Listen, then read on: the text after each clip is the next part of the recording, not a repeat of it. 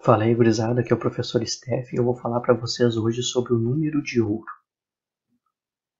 Então, o que eu vou responder aqui fazendo esse vídeo? Duas questões. O que é o número de ouro e o que Fibonacci tem a ver com esta história. Para começar, então, vamos contar a história do tal do Fibonacci.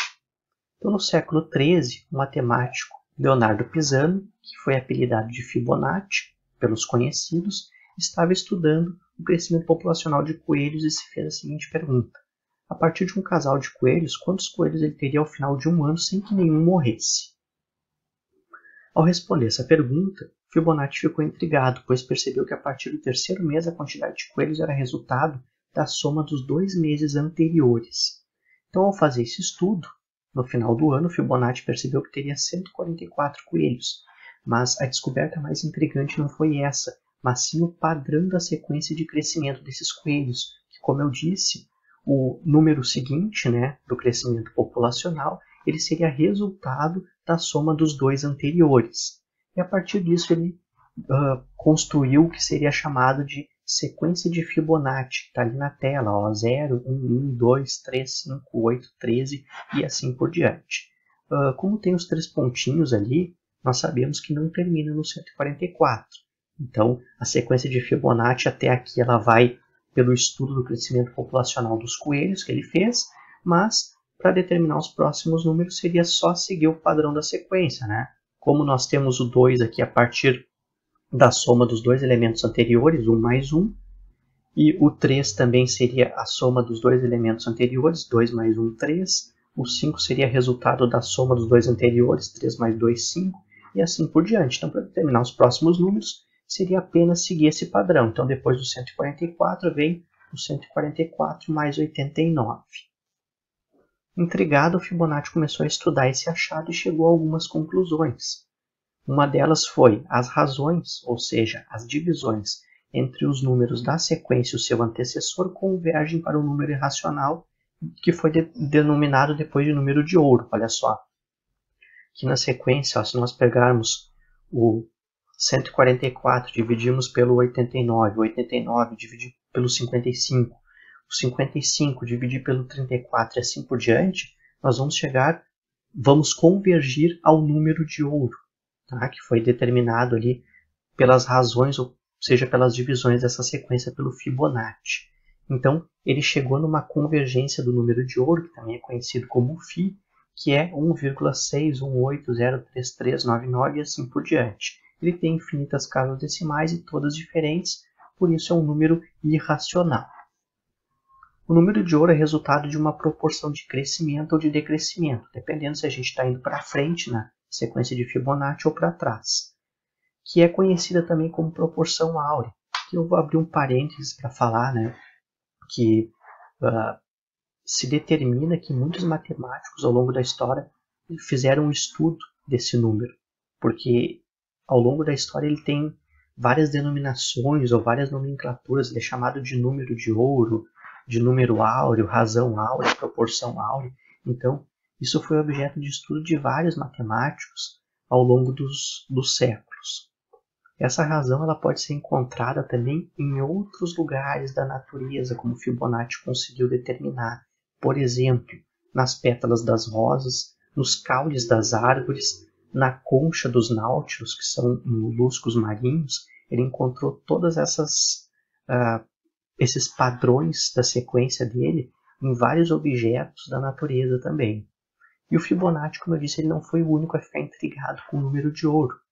Então nós temos alguns exemplos aqui ao longo da história. Leonardo da Vinci utilizou essa proporção nos seus quadros, por exemplo, na Mona Lisa. Os gregos da própria escola pitagórica representavam o número de ouro através de um pentagrama com essa proporção em todos os segmentos. Nos arranjos musicais de Beethoven e Mozart encontra-se a proporção áurea. E se dividirmos o número de fêmeas pelo número de machos de uma comédia, obteríamos Φ.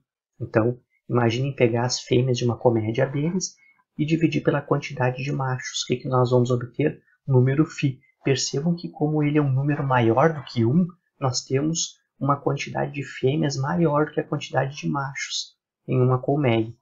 E até nas próprias espirais das galáxias nós encontramos a proporção áurea. Então é algo que não fica somente restrito ao nosso planeta, mas também as galáxias têm esse comportamento. Inclusive, alguns matemáticos e outros estudiosos ao longo dos tempos, eles acabaram por comparar essa proporção áurea à própria digital de Deus, porque é algo que se encontra em vários elementos e vários lugares na natureza. Então, olha só, aqui a espiral de uma galáxia, ela pode ser obtida a partir da proporção áurea. Então, ali nós temos, dentro daquela galáxia, eu desenhei para vocês um retângulo áureo, um retângulo que exibe a proporção áurea. Depois eu vou mostrar para vocês como montar esse retângulo. Então, nas conchas dos caramujos náuticos, como o próprio Fibonacci conseguiu se dar conta fazendo esse estudo. Então, ali também aparece o retângulo áureo, que eu vou mostrar para vocês depois. Nas pétalas das rosas também encontramos essa proporção. E até nos próprios furacões, eles têm um padrão de crescimento ou de decrescimento, ou de formação, melhor dizendo, a partir da própria proporção áurea. Ou seja, nós conseguimos colocar a espiral de um furacão dentro do próprio retângulo áureo. Então, o número de ouro ele também é encontrado no próprio corpo humano. É claro que pode variar de pessoa para pessoa. E quanto mais chegamos dentro das proporções áureas no nosso corpo, mais belo ou mais atraente somos considerados, por incrível que pareça. Então, por exemplo, a altura de uma pessoa dividida pelo comprimento que vai do umbigo até os pés dá Φ, dá o número de ouro. A distância do ombro de uma pessoa até a ponta dos dedos, ou seja, do braço inteiro, dividido pela distância do cotovelo até a ponta dos dedos, é Φ. A distância do quadril até o chão, dividido pela distância do joelho até o chão, é Φ.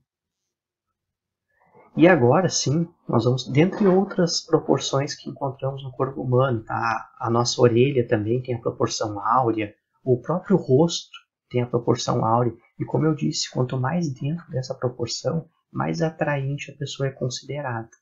Então agora nós vamos ao retângulo áureo que eu mostrei para vocês nas figuras anteriores ali. Como é que se constrói então um retângulo a partir da proporção áurea? O primeiro passo é construir um quadrado de lado 1 e dividir a base dele ao meio. Então eu construí aqui um quadrado com lado 1 e aqui esse pontinho verde é a divisão da base dele ao meio, em duas partes iguais. Depois o que tem que fazer? Olha só, estender a base do quadrado, parte de baixo lá, colocar a ponta seca do compasso no ponto verde e a outra ponta no ponto vermelho, traçando um arco até encontrar a base estendida e pronto, tá? Já construímos aí o nosso retângulo áureo. Percebam que a construção dele é feita a partir das técnicas de desenho geométrico, ou seja, com régua e compasso. Então, olha só, a gente estende a base dele até um certo ponto ali, depois é só apagar o que sobrar, coloca a ponta seca do compasso aqui no ponto verde e a outra ponta aqui no vermelho, e traça um arco até que encontre a base. Então, o encontro aqui com a base vai ser o vértice do nosso retângulo áureo. E aí é só completar o retângulo e está pronto. Percebam que o lado do quadrado aqui embaixo vale 1 e esse pedacinho que a gente construiu a partir do arco vale 0,618 e assim por diante. Ou seja, somando isso daqui, dá o número Φ, 1,618 e 3 pontinhos. Mas vocês devem ter percebido ali nos desenhos anteriores da galáxia, da concha, do caramujo, da pétala das rosas, que tinha uma espiral dentro desse retângulo, não é? Então, da onde vem essa espiral, que é chamada de espiral áurea? Para construir ela, nós devemos construir retângulos áureos dentro do próprio retângulo áureo. Então, olha só, eu tenho um retângulo áureo grande e nesse pedacinho retangular aqui, ó, aqui está o quadrado e aqui está o pedacinho retangular, eu vou construir dentro dele um retângulo com as mesmas proporções áureas. Então eu pego esse pedaço aqui, esse lado do meu retângulo menor e transformo ele num quadrado. Então sobreponho ele aqui, transformo num quadrado e a partir dele eu vou ter um retângulo menor, que é esse aqui de baixo. E aqui nesse de baixo eu faço a mesma coisa, ó.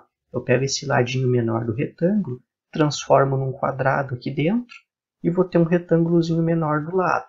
Aqui dentro a mesma coisa. Pego esse ladinho menor do retângulo, desenho um quadrado aqui dentro e vou ter um retângulo menor e assim por diante. E a espiral áurea ela vai ser os arcos dos quadrados que estão aqui dentro. Então o arco do quadrado maior, o arco do quadrado menor, depois o arco do outro quadrado menor e assim por diante vai formar uma espiral infinita. É claro que em termos de desenho nós não temos como desenhar uma espiral infinita aqui, mas matematicamente falando, nós sempre podemos dividir um retângulo em um quadrado e outro retângulo. Então, nós teríamos sim uma espiral infinita. Espero que vocês tenham gostado da explicação, do desenho e até a próxima.